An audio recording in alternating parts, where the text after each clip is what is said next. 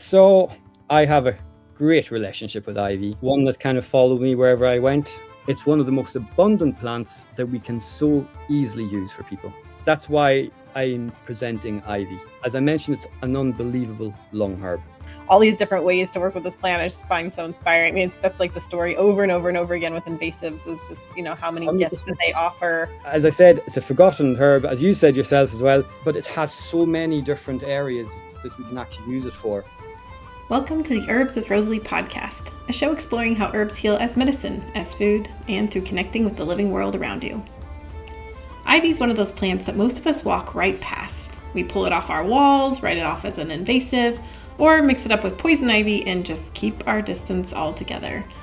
Well, in this episode, I'm joined by Luke hErodáin, and I'll admit I came in knowing almost nothing about ivy as medicine, but I left with a whole new respect for it. Luke shares how this common, forgotten plant became one of his most trusted allies for the lungs, the tradition and history behind that, and the bigger project he's given himself to bringing back the work of a whole lineage of herbalists that history has nearly erased. There's a lot packed into this one, and by the end, I think you'll be looking at ivy on your fences and on your trees and stone walls in an entirely different way. If you enjoy this episode, please give it a thumbs up so more plant lovers can find us. And be sure to stay tuned until the very end for your herbal tidbit. Luke, I'm so thrilled to have you on the show. Thank you so much for being here. Thank you. I'm excited to be here too. Yeah. Well, I always love to hear guest stories, but I feel like I'm especially on the edge of my seat for yours because your world contains a lot of things that are favorites of mine, like France and Ireland and plants. So I would love to just dive in. Like, how did the plants find you? How did you find yourself on this path? Well, I suppose it actually goes back to my childhood. So I was actually born in France to Irish parents. They're actually missionaries in France, of all places. And I didn't quite follow their path, obviously. But I was born and raised there till I was 15. And my first encounter with a plant, like we were surrounded in the French countryside. And my first encounter was in school. In our playground, basically, we had these plants that were growing, and that one of my friends was saying, well, actually, my granny said that if you take that plant and break it apart and put the yellow sap on a wart, the wart will burn away. Guess which plant that is? I'm going to go with celandine. That's the one. It was growing absolutely everywhere, everywhere. And that was kind of my first experience, because it goes dark and black and then it just drops off. And as kids, we were just warty, kids are warty creatures. And so we basically we'd have been surrounded by plants, and we'd have been kind of encountered different, bits and uses just from people around the countryside. But then I grew up, and as the story goes for many people who became herbalists, I ended up going into the corporate world. I actually was in the film industry. I was working up in Belfast, so I did a bit with Game of Thrones as well, done all these things. Opened up a company selling drones, of all things. I mean, it was crazy. I was pure corporate look, I called myself, And it's funny because I had this detachment between my childhood and me being super stressed and depressed. And at that point, I was 70% covered in psoriasis. So I was on heavy steroids. I was on corticosteroids. Topical, of course. And I also had vitamin D creams. And just nothing was treating it. And so I went in, and the dermatologist, who was clearly trained for years, when I asked her, could it be anything to do with my diet or my lifestyle? At this point, I kind of remembered back to me being in France and healthy and young and running about. And she turns around, she says, "Ach no, love, it's just your genes."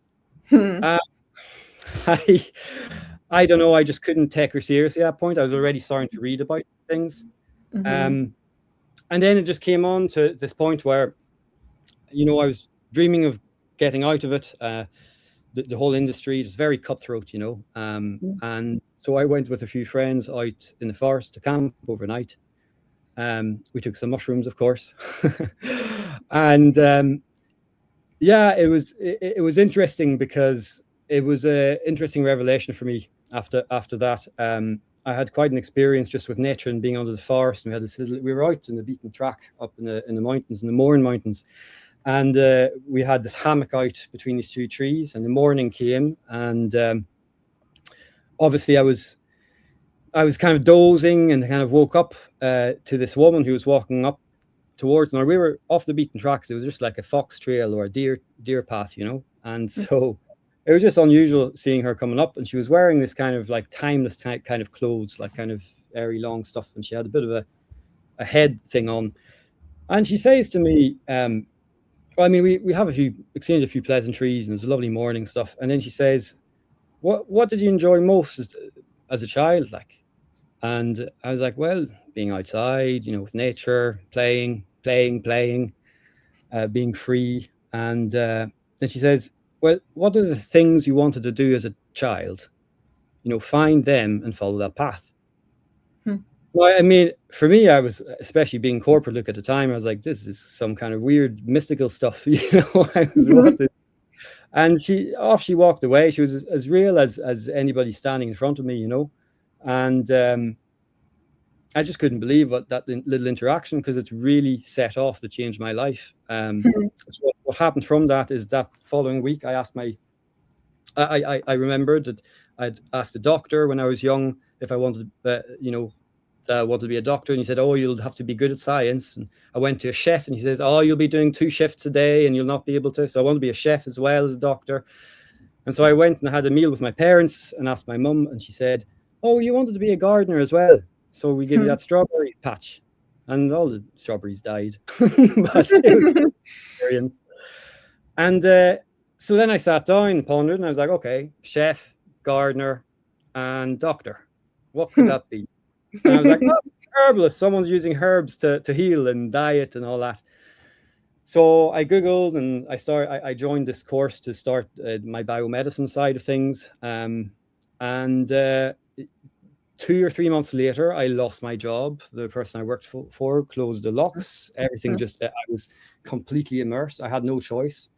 I went from high earnings to social help, you know. And it was insane, because then I decided at that point I'm not going back into that career, because it was just such a burst to me and such a grind for so many years. And one of the lecturers in the course, Danny O'Raw, who now runs his own herbal school, he was saying to me, well, why don't you go to the Isle of Arran and go meet this herbalist called Keith Robertson? He says, do his Celtic herbal medicine intensive, which was just 2 weeks in June. And I looked at the price, and I was like, how am I going to afford that? And then I looked at my expensive laptop, and I was like, okay, that's going. So I sold the laptop to pay my trip over. I was just, that's all I had to do, and had an absolutely amazing time, completely immersed. And then I asked Keith at the end of the 2 weeks, said, would you need any help for a year, you know, or something like that? And he said, yeah, come back in October. So I learned a lot under him. I did he does a correspondence course, so I did it actually with him when I was there. I tried herbs every single day. I was living in a cabin, then in a bell tent. And then eventually I came back to Ireland after having gone to the Isle of Arran, Scotland.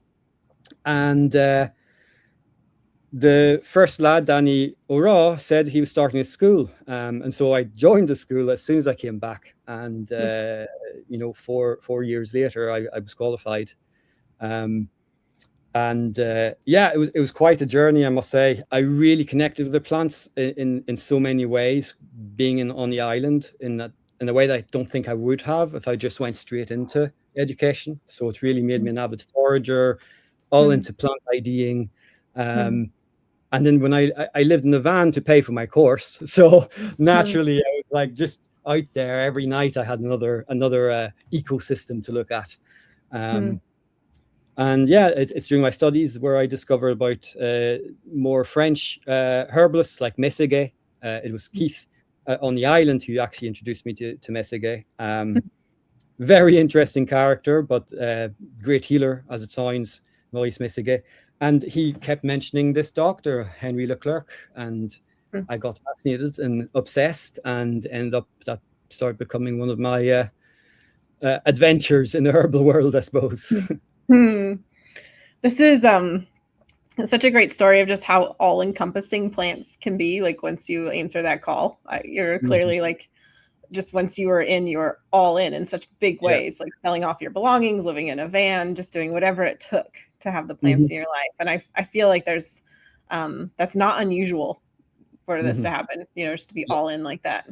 Yeah, I mean, I think it's something it's important for all of us when you find our passion, especially, and as well as people who we all get slipped into these jobs often that we think are dead ends, but also we can't get out of. And for me, I had to lose a job because I wouldn't have left. And I know there's some people who have a bit more are able to put a bit more intention and actually jump out of their jobs. And kudos to them. But I think it's important for people to follow their hearts in that respect.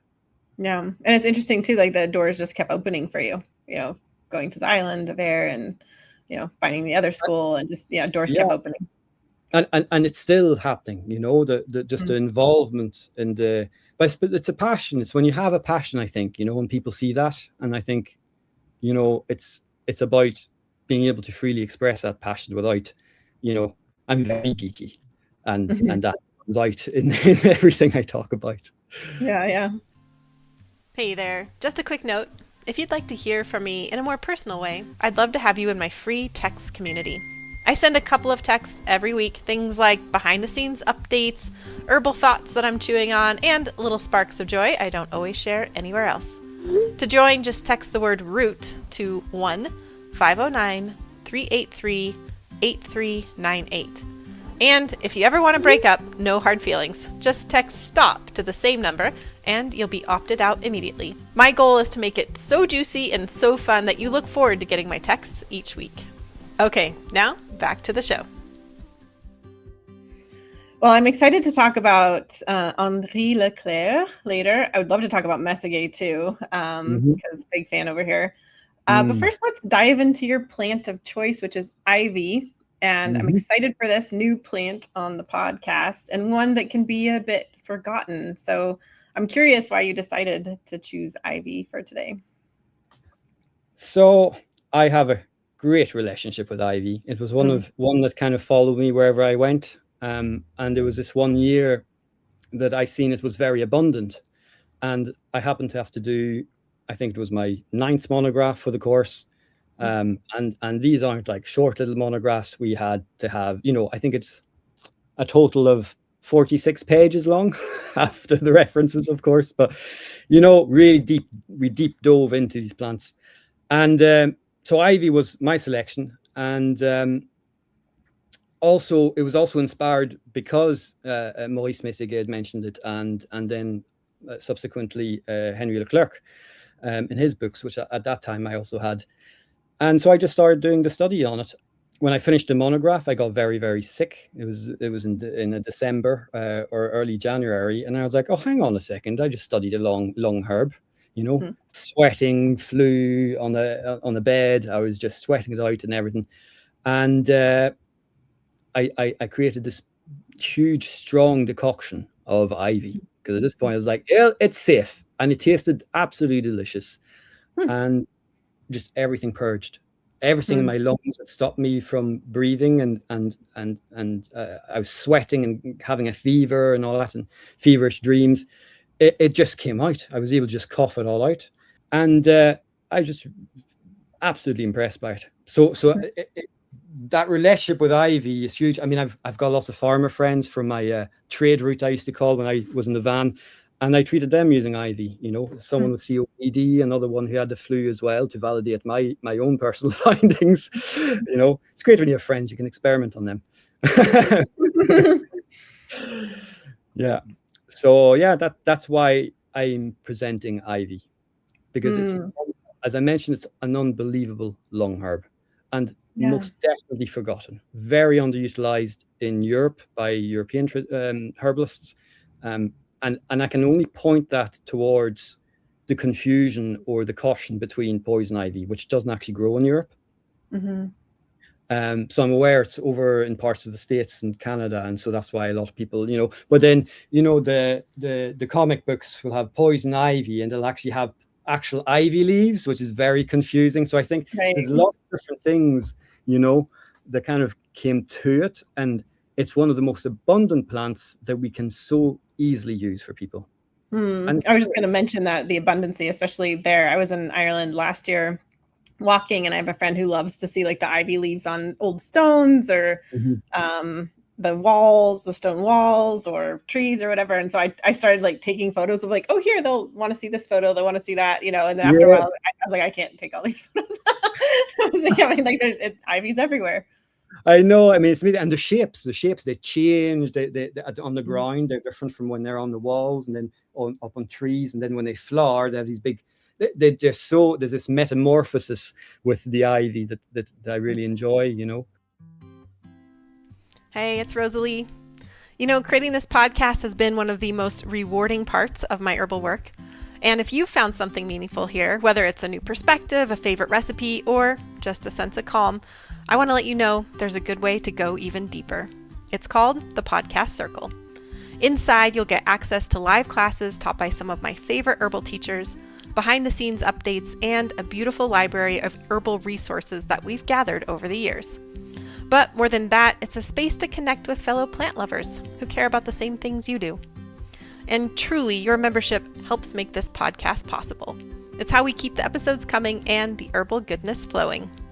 So if you're ready to be part of something more, something rooted in connection, head over to herbalpodcastcircle.com. I'd love to see you there.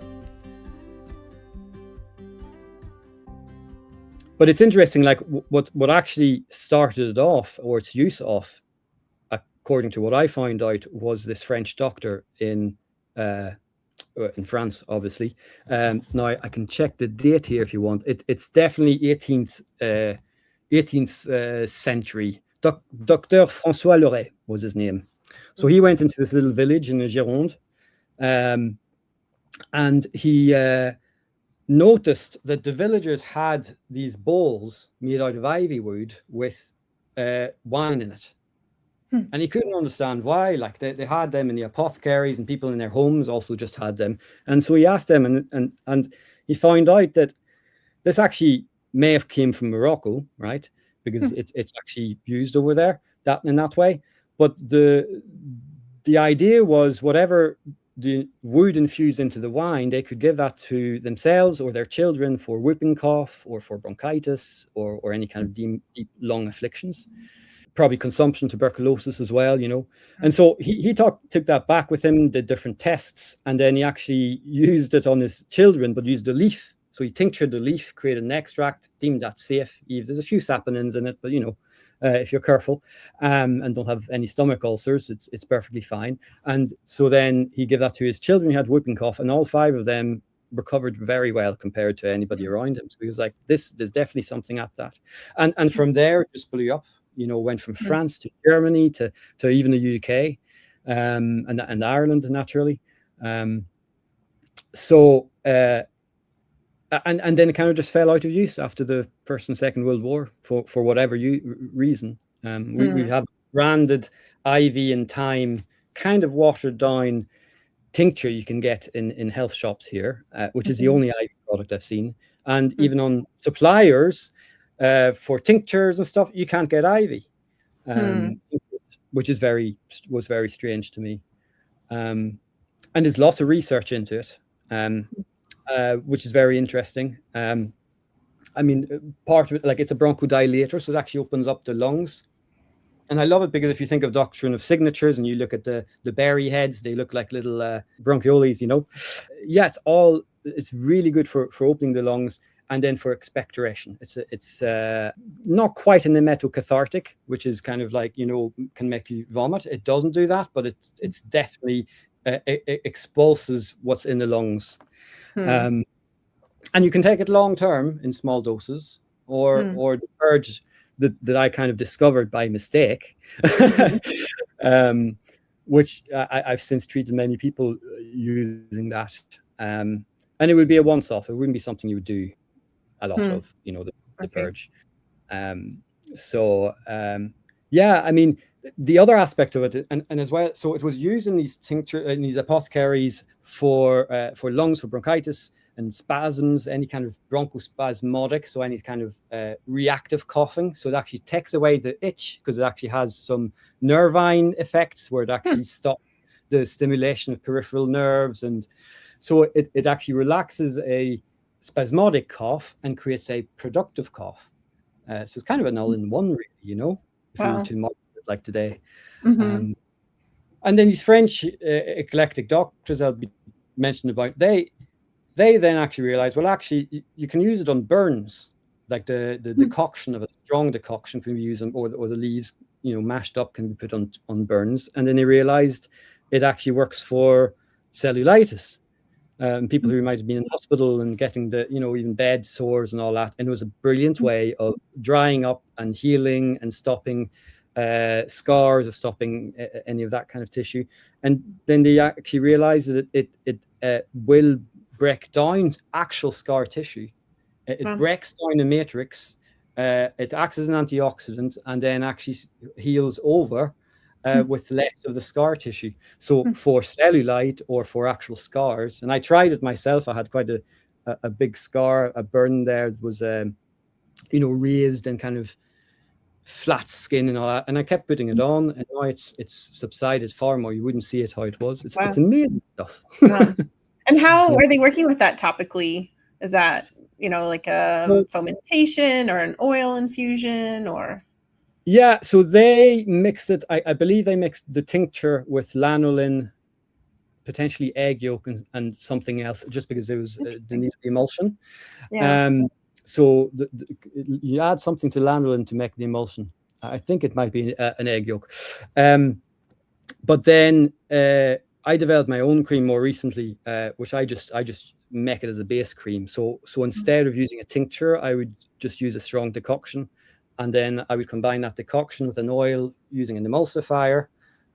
So, you know, the oil might be a mix of a liquid oil like grapeseed, hemp seed, and butter. And then as an emulsifier, I would actually use sunflower lecithin. Brilliant. It makes a lovely, lush cream. And it's brilliant. It's people love it when I make it, you know. And I only make small batches at a time, but it works. Like, so you can make it as a normal cream, really, you know. Okay. Yeah. And are you working? Did you say the roots primarily? Or are you working more with the leaves?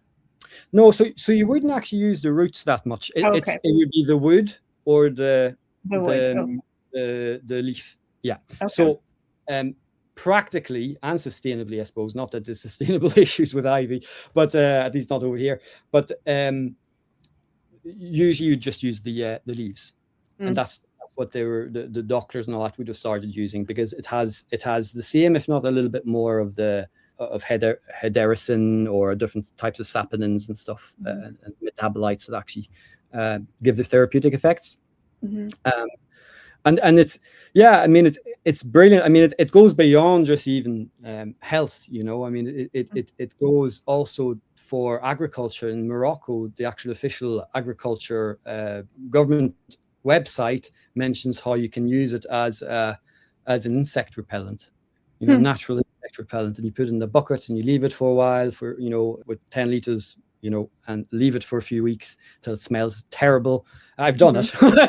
And then you put it into, you mix it in a dilution of 10% to 90% water, and then you spray that on your plants. And it definitely deterred some aphids, because they're terrible over here at destroying my pure herbs. Dealing with some of them myself right now, actually. You know, here I'm in the Pacific Northwest right now, kind of coastal, and here ivy is a invasive, and so people love to hate it. You know, non-plant people love to hate ivy, and they'll have like ivy pulling parties, because they'll just cover the trees here and you know, negative way and take over plant population. So all these different ways to work with this plant I just find so inspiring. I mean, that's like the story over and over and over again with invasives, is just, you know, how many gifts that they offer, and like how many creams could be made, you know, with this for, you know, even as you're talking about using it for cellulitis and stuff, I bet it, like, I'm thinking it's probably makes a wonderful cream for just, you know, skin support in general. Absolutely. Like I tried it for my psoriasis to see if it would do anything. It unfortunately didn't really. because I mean, again, it's a root cause issue, but like it definitely helped people with eczema. At least relief, and also came back to normal skin, especially when working with a diet and lifestyle as well. And yeah, I mean, it's one of those, it's, as I said, it's a forgotten herb, as you said yourself as well. But it has so many different areas that we can actually use it for. And as an invasive, it makes a good point, because I mean, for us, it's Japanese knotweed over here. It's everywhere, and unfortunately, they inject it with glyphosate to kill it. So most of it is toxic in Ireland, while it's actually one of the best herbs for resveratrol. So I was like, we should be harvesting it to death if we really want to get used to it. Yeah, exactly. Yeah. Something I find really fascinating about ivy too, that my friend Mason Hutchison from Herbal, he recently taught me that it's in the Araliaceae family. It's in the ginseng family.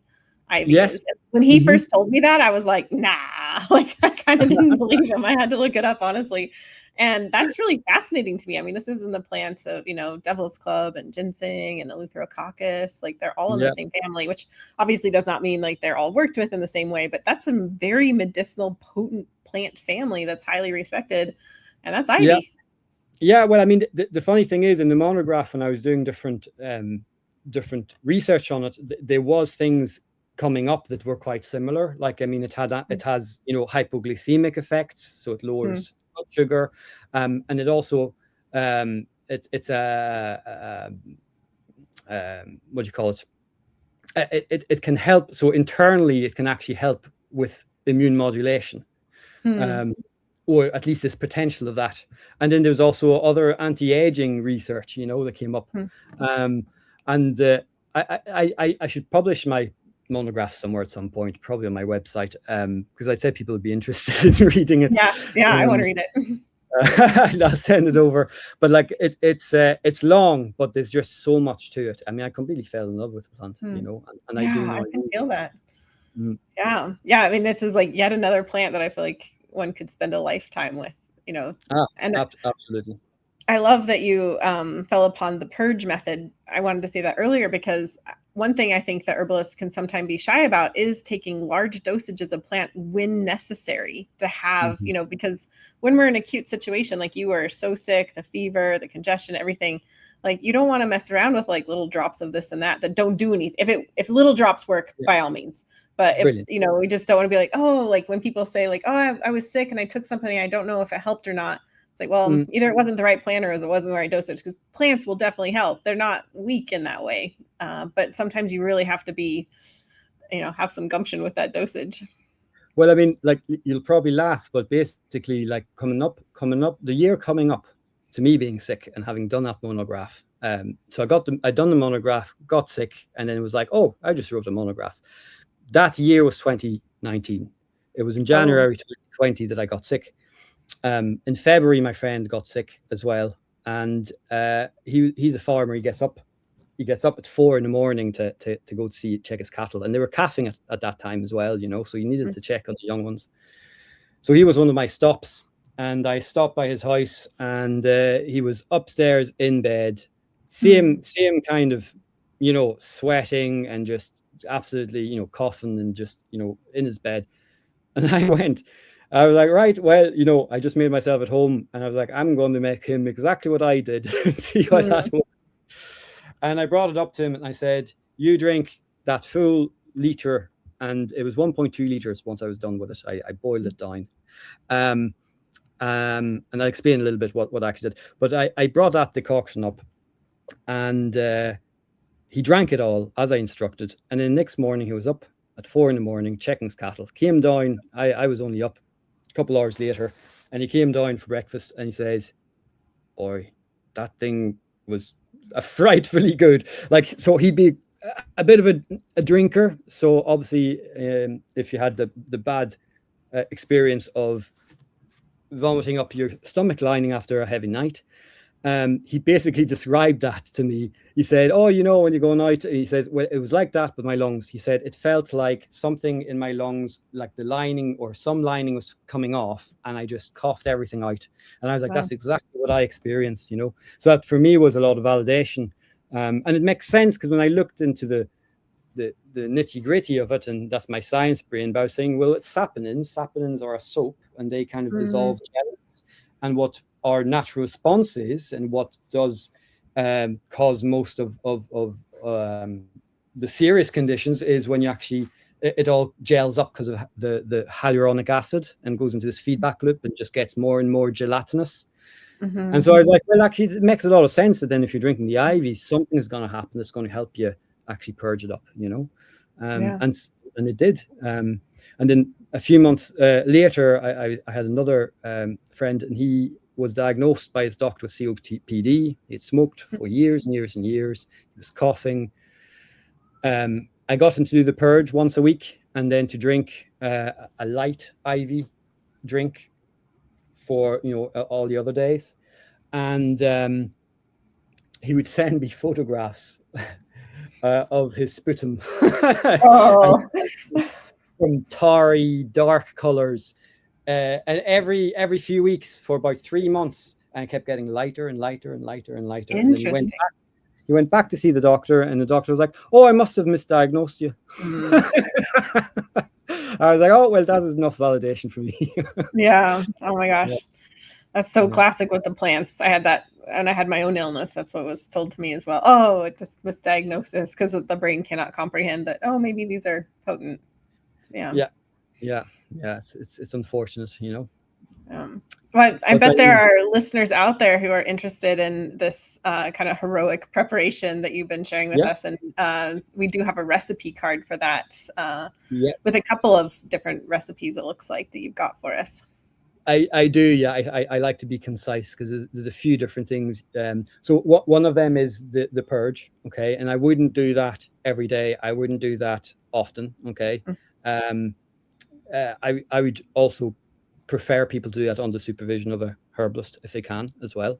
If they're doing heroic, I mean, if it's a once-off, fair enough. If you're very sick, or if you know someone who needs to purge your lungs, but basically 35, 45 herbs, so as many can be held in a hand, and you put all of those in to a big pot, cover it with 1.5 liters of water, and boil it for bring it up to a boil, and boil that covered for about maybe 20-30 minutes. And you kind of know that it's ready because they start blanching, getting very vibrant and lovely, beautiful green color, and then all that color disappears, and that color is all gone in. That's all the chemicals going into the drink, and they'll look completely discolored. They'll just look like dark brown bits of leaves, as if they were sitting out there in autumn.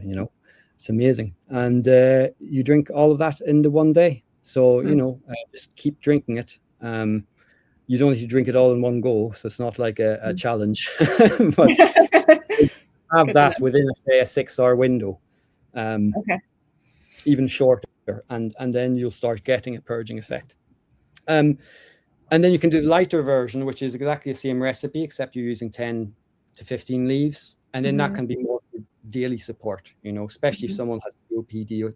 Very, very safe. I mean, the only thing I would say isn't worth giving to is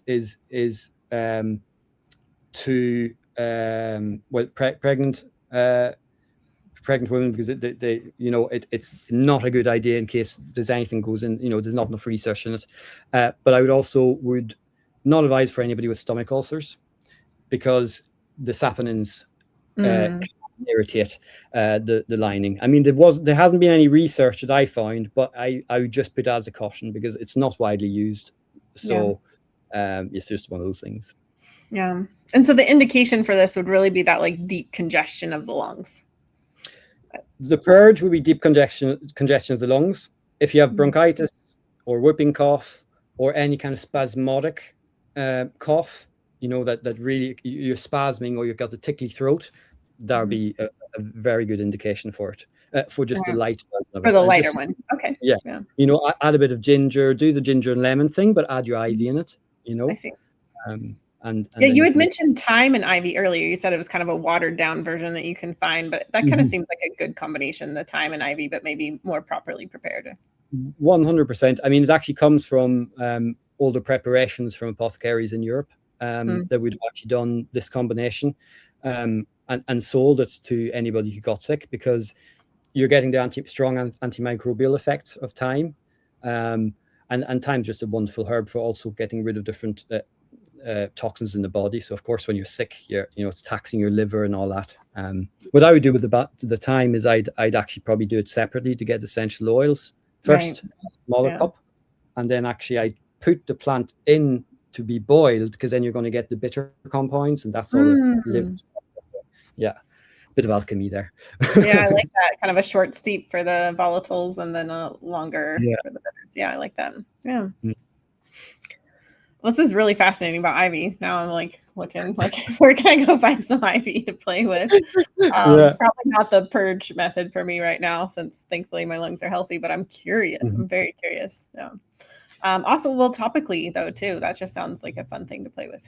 So I mean, daily use. That's all I can say. If someone wants something, I also have someone who had one of those kind of keratinous, when older people get maybe a keratinous kind of growth on their nose or ears or whatever, and you just put that on for about 2 or 3 days and fell off. Oh wow. So I mean, it does wonders, but it's because of this whole unraveling of the matrix. It unravels your skin matrix without destroying it completely. It allows for any of the debris to come out that's stopping it from healing. So that's why you're scarring, so interesting. Wow. Yeah, well, been totally fascinating, Luke. Is there anything else we've missed about ivy before we move on? I'll say one more little anecdote, and this is in my monograph. I mentioned the monograph. So I was working on an organic farm to pay my way through the course, and the head gardener had one of those real heat strokey headaches, or heat headaches. It was just very. It was a hot summer day. He hadn't drank enough. And he started getting a banging headache. It was middle of the week. We had to do the harvests. He just had to go on. And again, I had just done my monograph, and I was like, oh, well, we experiment. So there's this myth. Oh, there's not this myth. Sorry, there's a count. I think it might have been, it might have been Pliny the Elder who mentioned it. But it's about if you gather the berries from the head of a stone statue where ivy is growing upon, it'll help with pain, notably headaches or head injuries. So knowing that they do have a lot of saponins, I wouldn't encourage people to eat them or eat too many of them, of course. 2 or 3 is okay. So basically that's what I give him. I give him 2 or 3. I said, just chew on those and see how you get back. And I saw him later that day, and I was like, "So how is this?" And he says, "Oh, completely forgot about it." And I've tried it a few times since, so it definitely does something. Generally, those kind of migraine headaches, I haven't quite figured out which type of migraine yet, but I'm pretty sure it's probably going to be something to do with modulating the circulation, to the head. Yeah. Well, I have a newfound appreciation and respect for ivy. I had no idea about much of this, so I'm excited. Well, I say one more thing. Please. And ivy honey has been used in Ireland for medicinally, also for the lungs, and it's usually the food for winter for the honeybees, but often they make a lot more because there's so much of ivy with it, and it's actually green, kind of looks greenish. So if there's any people who have lots of ivy around them and they happen to have honeybees, they will get ivy honey, and that's very, very sought after over here.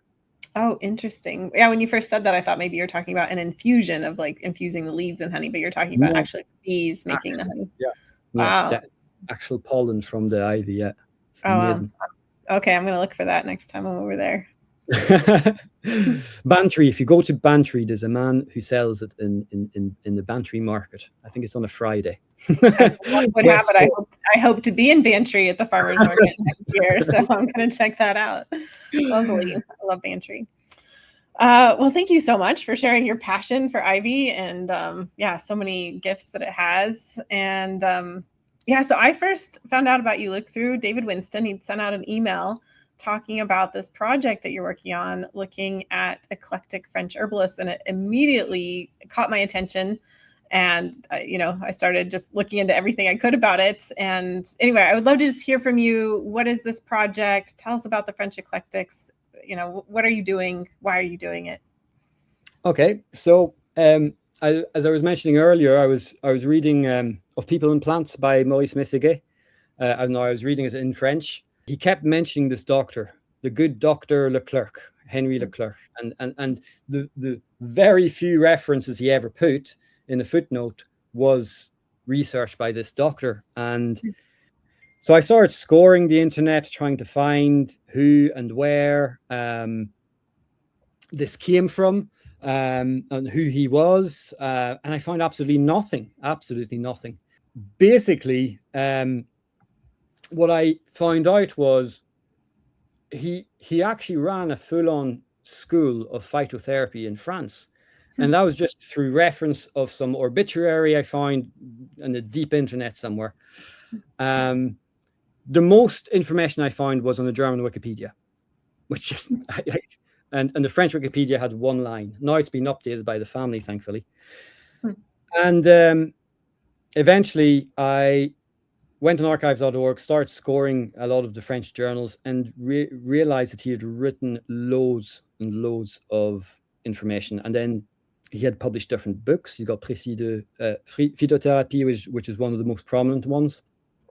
And it's ones I'm currently working on, translating and annotating, because there's a lot of terms that it just wouldn't work if someone translated it just like that. You need to add a bit of context.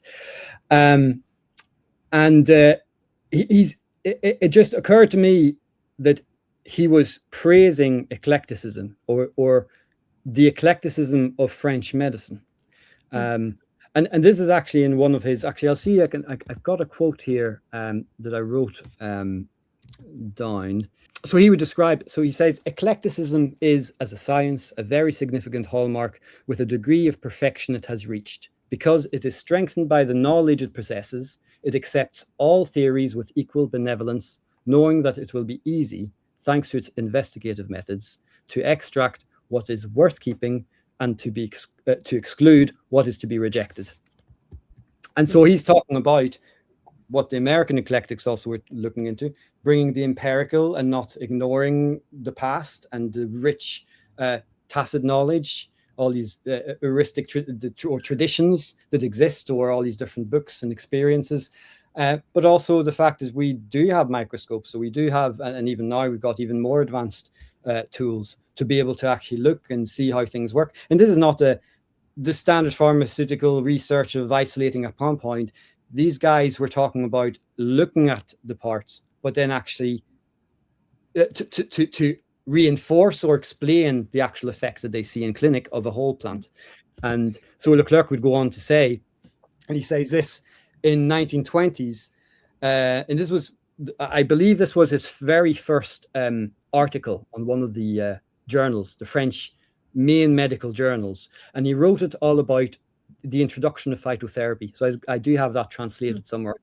And it's fascinating because he actually coined the term phytotherapy in that article. So essentially, because the word phytotherapy exists, probably because he wrote it into that article, because you can't find it anywhere else before that.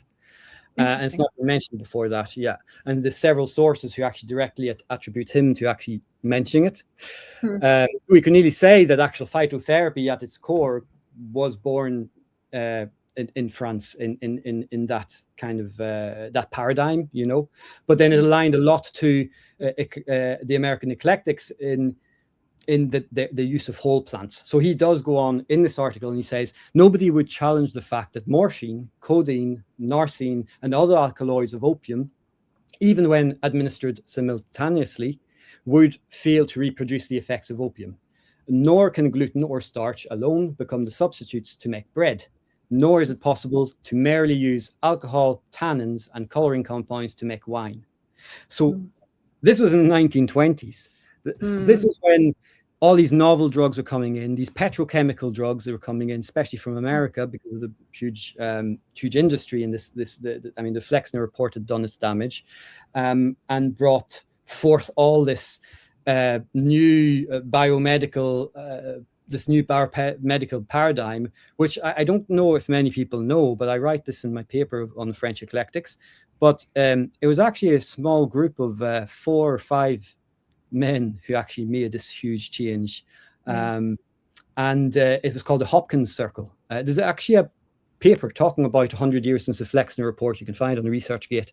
And it talks about, it names these four men, and that one of them was a right-hand man, a guy called Frederick Gates, unrelated to Bill Gates, but Frederick Gates would have been the right-hand man of John Rockefeller, who then funded the campaign to make biomedicine the golden, the golden standard of health in America and beyond. And so what happened is this all kind of filtered in to Europe through the destabilization of Europe through the First and Second World War. And it's very sad, it's very sad how it ended up, because imagine this. So you're in a society where you have apothecaries or herbalisterie nearly in every town, probably several of them.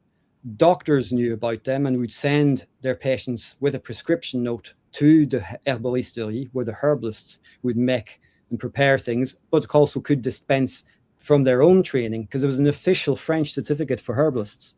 And it wasn't until the Vichy regime, which brought in all these new laws, that they made a deal to align themselves with biomedical sciences that made the diploma disappear overnight. It's not that it was illegal, so everybody who's qualified could still practice, but they never would give a diploma ever again. And that collapsed the dispensaries. And then from that point on, only doctors could diagnose, and only chemists could dispense. And that ended an entire industry. And you had every region of France had herbalisterie associations, and they would then invite people like Dr. Leclerc and all these other great doctors of the French eclectic movement, that I'm kind of calling them, to do different talks, And like I dream, this doesn't exist here in Ireland, doesn't exist in the UK. We still can practice, but it's very dissonant in a way, and it must have been so fascinating to have such a big energy, such a big movement happening, and that was for hundreds of years. The charter called the Codex in France, and it was very, very.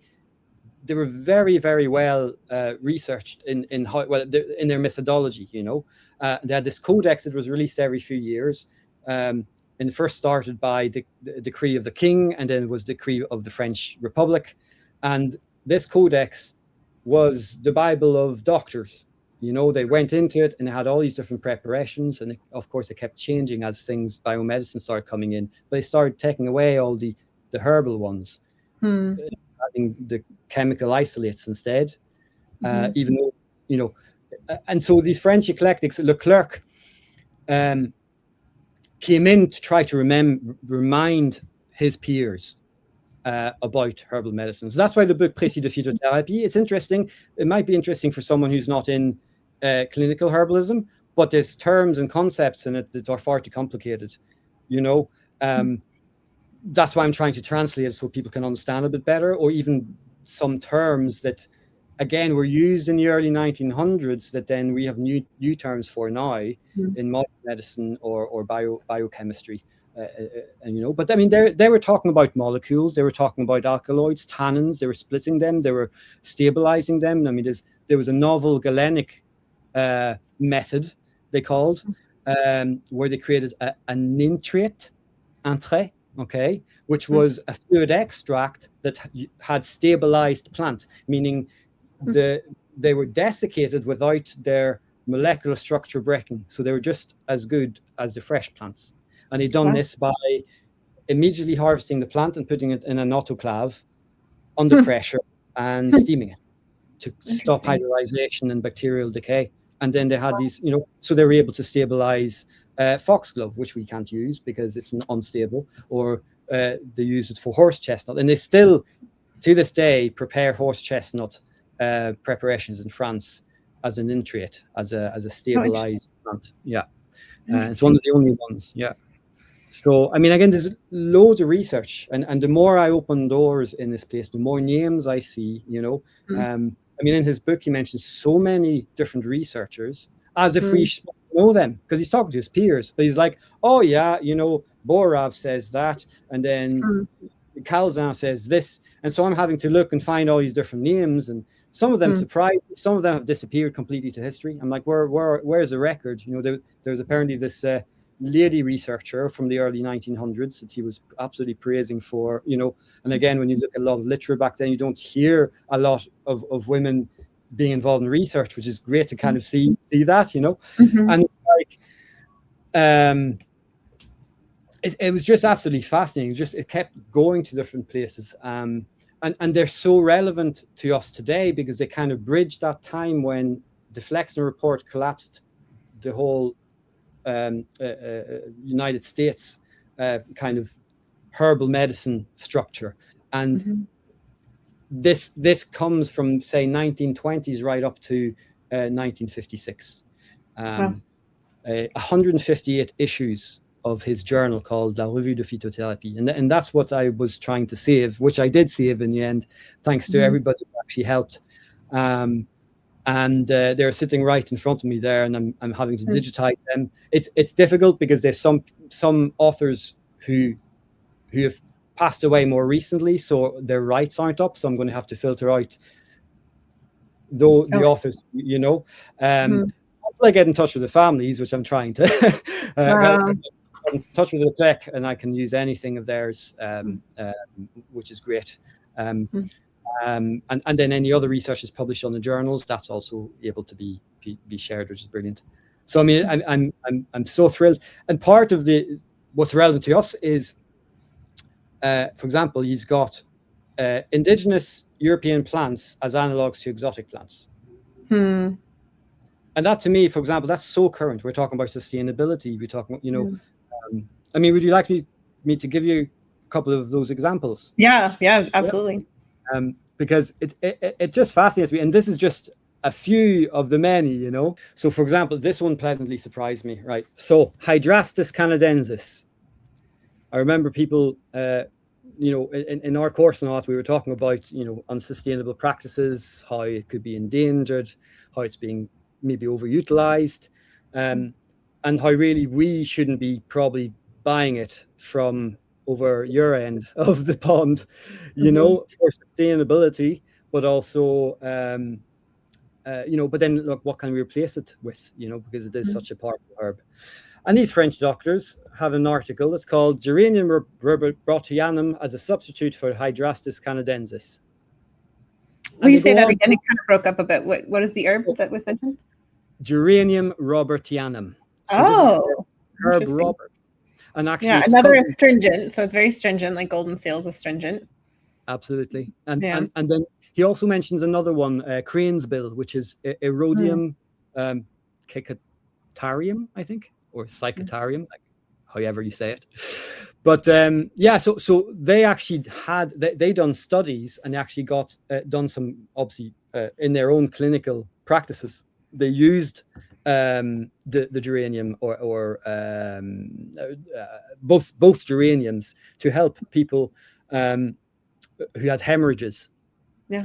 And in particular, they help women as a toning stimulant and astringent of the uterus. So they didn't find anything specific related to hydrastine, but they found that the actual effects of the plant as a whole has very similar effects, you know, so menorrhagia, or, you know, painful menstruation, or too much bleeding, for example. And so they were starting to recommend that as instead of using the Hydrastis, you know. And then we have another one, which would be, for example, our local hazel, or just standard hazel, so Coriolus avellana, as a substitute for witch hazel. Notably, the young branches. So you can actually use a 1-year-old branch, and if you make a fluid extract out of that, 40 to 80 drops of it has vasoconstrictive effects on patients with varicose veins and ulcers, and those bleeds, and it stops internal bleeding. Hazel, just standard hazel. you know. And again, these guys had labs, they had patients, they'd done this research. It's all sitting there. But if I went on, well, I did, sorry, when I was doing my research into this, I went on, PubMed and ResearchGate, Semantic Scholar, tried to find any information that doesn't exist. Nothing about, the effects of Herb Robert on the uterus or as a toning agent, or hazel, Right. Another one was Sambucus nigra, which is elderberry bark, as a substitute for smilax, which I found very interesting. Again, for us, it's quite exotic. Apparently, the American eclectics, in my research, did use Sambucus canadensis, is it? So they use the inner bark of that for to promote fluid secretions and to treat edemas and all that. So they're saying pretty much the inner bark of and it's funny because again, like the ivy, there's a fear around it. It's like, oh, but it's got glycoside, it's got cyanogenic glycosides and this and that, these compounds in it. And that's like, yeah, that's all good if you just read a reductionist scientific paper telling you what compounds it has. But it doesn't, the French eclectics go ahead and explain it doesn't contain a certain enzyme that breaks down the cyanogenic compounds, meaning you excrete it. It's a metacathartic, and it doesn't cause you stomach upset because of that. Whereas the leaves do contain this enzyme, so if you take the leaves, you might get sick and get a bit of stomach upset. So it's fascinating. They've done this research. Again, no modern research mentions that. So that's why I'm incredibly excited to unravel this, Yeah, it feels like a treasure trove. I do want to highlight, Luke, just talking about the Flexner report. If people don't know about that, it's so important to read that as herbalists, even just as humans.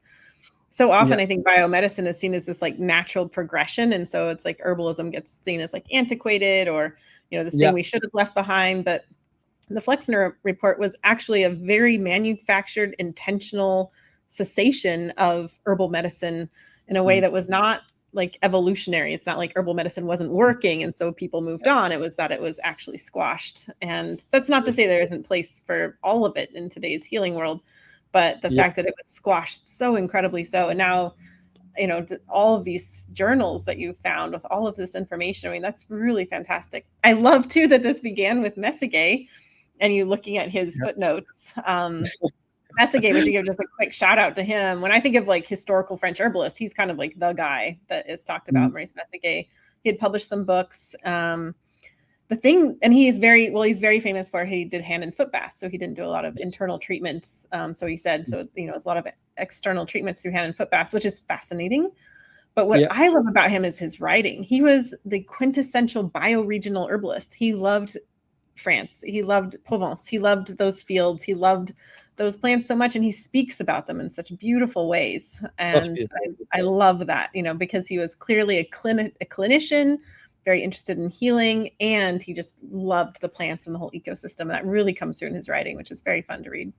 And it's funny because I do think that after reading him and him sending me on to Leclerc, that he inspired himself from Leclerc, because Leclerc grew up in, he studied in a school, was it Verlaine?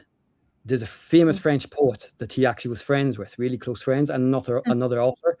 And he was known in his obituary, they say how he is so eloquent with his words, like he's nearly poetic. And then I found out he actually has a book called Les Similitudes, which is all poems that he wrote about plants. Oh, really? Oh, and he was fascinated, because he was fascinated by this little monk. He translated Hortulus by Walafrid Strabo.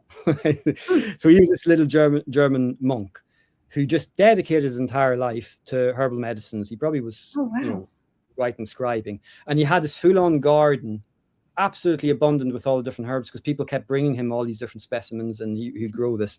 So Leclerc inspired himself in his own garden on that. But all his writing is just so entertaining and sometimes even humorous, which is nice. It makes it lighter to read, And And there's some really funny ones. I mean, there's one that he writes about the mandrake, you know, and he has all these little anecdotes and stories mixed in with his heavy kind of mid 20th century medical lingo. It's really funny how it's done. But yeah, Mesige and him really are huge inspirations to me, and I think in a way we do need to look at how we operate as herbalists. I mean, I was talking to a researcher, a doctor who was saying, I mean, but who's a herbalist, who was saying how in herbal medicine, really our kind of tincturing thing, our obsession with tinctures comes from the 70s. Or kind of start in the 70s, and that's maybe because of the breakdown of all the apothecaries. But we've lost our use of all the syrups and the different extracts that we can make at our ease, but might actually be adjuncts that actually drive the medicine in. You know? Yeah. I get kind of over tinctures sometimes, just because they are so popular, and I understand, you know, they can be so effective, but sometimes I think they overshadow everything else, and they have limitations. You know, they have limitations in dosage. They have limitations just having the alcohol in them for some people. So I'm always a big fan of, like, we have so many preparations at our fingertips, and like, you know, the eclectics were as a whole famous for their apothecary style and just what they were doing, you know, very advanced, looking at how to create different medicines in very sophisticated ways.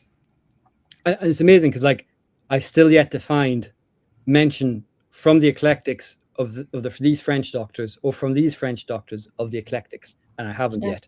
I'm hoping to someday. Even a letter. Well, I'm curious, Luke, for folks who are like, this is fascinating, I want to follow it more, I want to see these translations, how do they stay in touch with you? How do they find out more? So currently I've got the domain. I haven't created a website yet. So the best way to do it would be to sign up on the waiting or the mailing list, on my website, which is celticfoxherbal.com. I will put it on my homepage.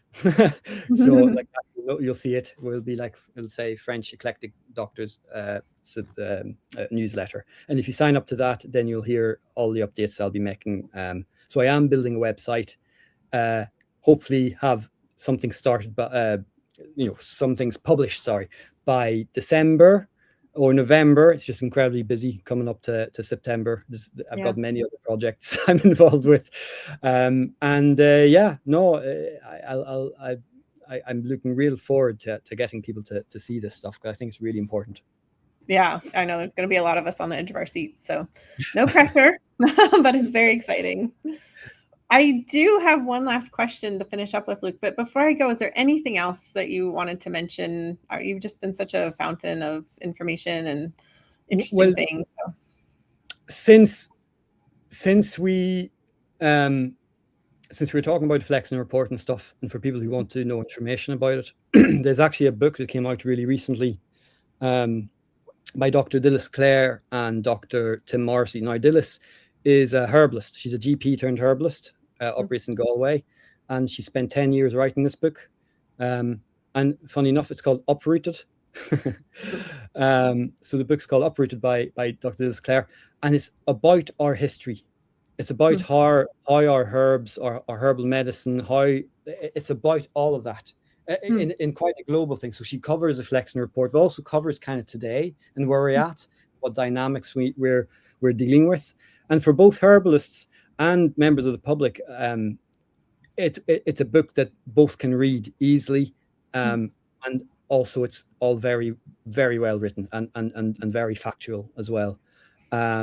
Referenced, and it's definitely something I'd say it's worth, if someone's interested in that, to look at, because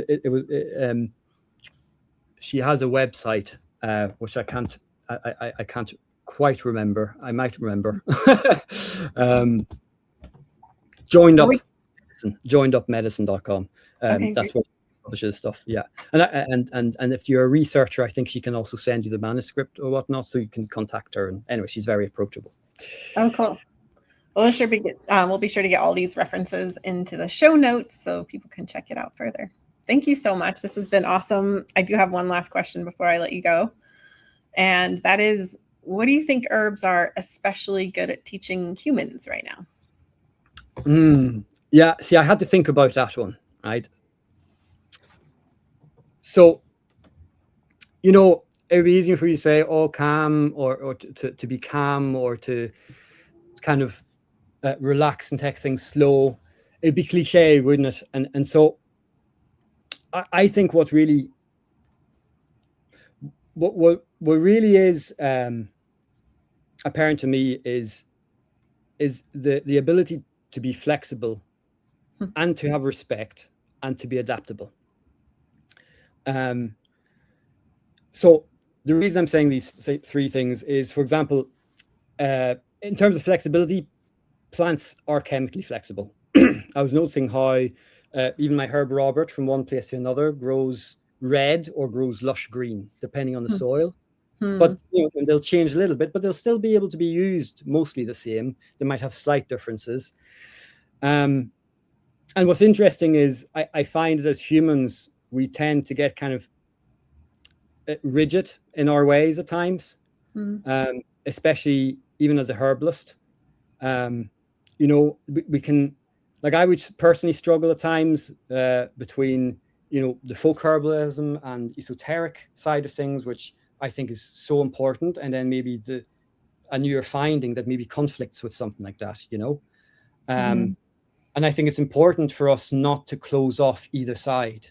We need to be flexible and adaptable and being like, well, actually, if that's true, then maybe that's, maybe we should look into it more rather than shutting off. And I do find that we as humans, also as practitioners, we can tend to do that. And then that causes conflict because then everybody thinks they're right about their own experience. But it's experiential as well. You see a patient or you use a herb and it has an effect. It might not have an effect for someone else because that's just not how their body works. They might be from a different part of the world. They might be, biologically different. It's just how it works. So that flexibility as practitioners and as humans to be able to kind of get along in the world, I think is important and something that the plants can tell us. The respect side of it is because in a forest you have an ecosystem. There's yes, there's invasives, but they also end up finding their way. But there's this balance. Some plants may disappear, and then some they might come back again when the conditions are right. But the fungi, the plants, all kind of work together. And I did notice since I joined the herbal world, we all have, again, our opinions. We all have our different politics, all our different, there's also maybe old feuds or new ideologies and all these different shifts, again, that's where the flexibility comes into. But I think it's always important then to look at nature and realize, well, they're all very different, all these different plants, but they actually still can coexist. Every trained practitioner belongs in this ecosystem, and the pollinators, right, or the patients are attracted to each of them in a unique way. One herb is more folky, might not attract someone who prefers seeing a more scientific herbalist, and that's grand. We can all coexist, and I think we need to, I think the divide that we can create with our little prejudices, I suppose, is, or being conceited about our own ways of doing something. I think, there's this lesson of respect in nature. And then finally, the adaptability, plants survive changing landscapes, and laws change, governments change, things change all the time.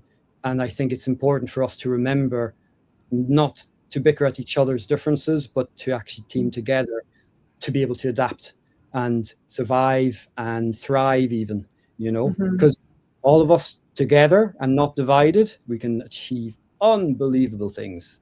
Unbelievable things. That's a very good answer. I did not see that one coming, and I love it. These are things that are so important to me, the flexibility, but also how can we work moving forward instead of getting caught up in the BS of disagreement.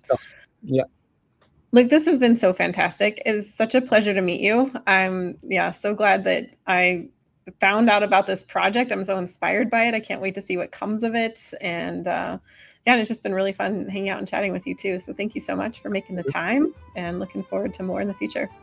Absolutely. Thank you for having me. Thanks so much for listening. You can download your illustrated recipe card from today's episode. Just head to herbswithrosaleepodcast.com or check out the show notes for a link. And if you're not already subscribed, I'd love to have you as part of this herbal community so I can deliver even more herbal goodies your way. This podcast is made possible in part by our awesome students. This week's student spotlight is on JJ Fiore in Scotland. JJ brings both experience and curiosity to her herbal journey, always paying close attention to how plants meet her body's changing needs. During pregnancy, she found deep comfort in working with oats through teas and oatmeal, soothing oat baths, while ginger unexpectedly became the perfect companion for easing nausea. Her reflections beautifully demonstrate that our relationship with herbs are never static. They continue to grow and change right alongside us. And if you'd like to be an herbalist, you can check out my foundational courses at herbswithrosalee.com. Okay, you've made it to the very end of the show, which means you get your very own gold star. And this herbal tidbit. Well, ivy is one of the last plants to flower, blooming well into autumn when almost everything else has finished. It stays in bloom from early September to early November, which makes it a lifeline for pollinators heading into winter. There's even a bee named for it. The ivy bee foraging is so tied to this plant that ivy made up 98.5% of the pollen it carried. It flies only from September to mid-November, exactly when ivy's in flower. But here's the part I really love. It was only discovered in Britain in 2001, but by 2021 it had reached Scotland and Ireland. So the plant we pull off our walls is feeding a bee that's still expanding its range across Luke's part of the world. As always, thanks for joining me. I'll see you in the next episode.